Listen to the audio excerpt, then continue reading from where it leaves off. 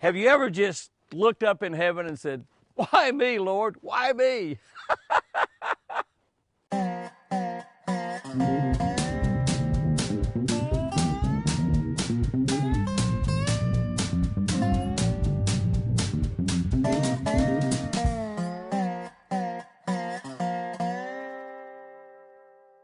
Good morning, guys and girls. Let's look at what we got for January 13th for today's catch of the day. We're going to be looking at James 1:12. James, of course, was the brother of Jesus. When people are tempted, still continue strong, they should be happy. After they have proved their faith, God will reward them with life forever. After we've proved our faith, that kind of means that we're going to go through some pretty rough times. I think that's what it means. Here we go. Why me, Lord? How often have we uttered those words in time of struggle or testing? I wonder sometimes on the lake how many things can really go wrong sometimes. If this is a test, Lord, I'd rather take a written. We can either react to those trials and frustration with anger and even foul language, or we can react with patience. God promises to bless us when we patiently endure. I've had a hard time praying for patience because I've been afraid that God might give it to me. A day of fishing is seldom perfect, just like a day of doing anything else is seldom perfect.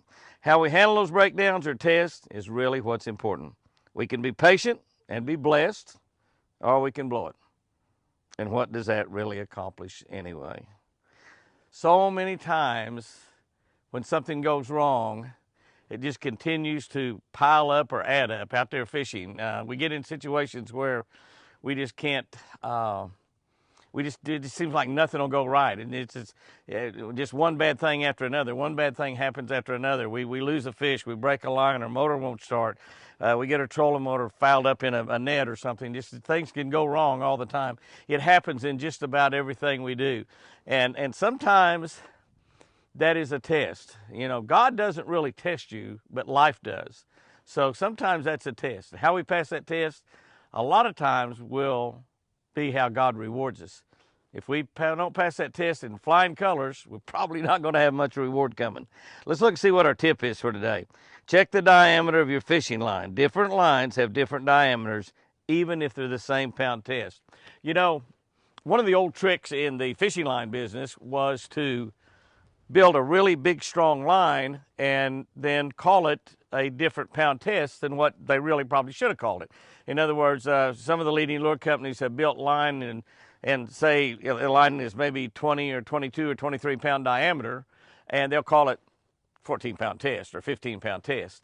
Well, they put that on a line testing machine, and it might break at 25 pounds or something, you know, and you think, oh my gosh, that's the strongest 14-pound test line I've ever seen. Well, in reality, it's not really 14-pound test. So when you're buying fishing line, when you're putting fishing line on, you need to kind of check the diameter of it. Now, we've had come about in the last several years braided fishing line, and braided fishing line gives very, very small diameter for a great pound test. You can have like 20-pound test, which is what I use a lot of the times on spinning reels. You can have 20-pound test fishing line, and it's only like a 6-pound test diameter. It's very, very small diameter. 50-pound, which is what I use sometimes on my casting reels when I'm flipping into bushes and stuff like that, it may have a diameter of a 15 or 20-pound test line. So diameter is very, very important, and especially if you're fishing with monofilament line or you're fishing with a copolymer line. Make sure your diameter of your line is the smallest diameter you can get for your pound test, and that's going to work out a whole lot better for you. Guys and girls, go out there and have you a great one. It's going to be a great day. I love you.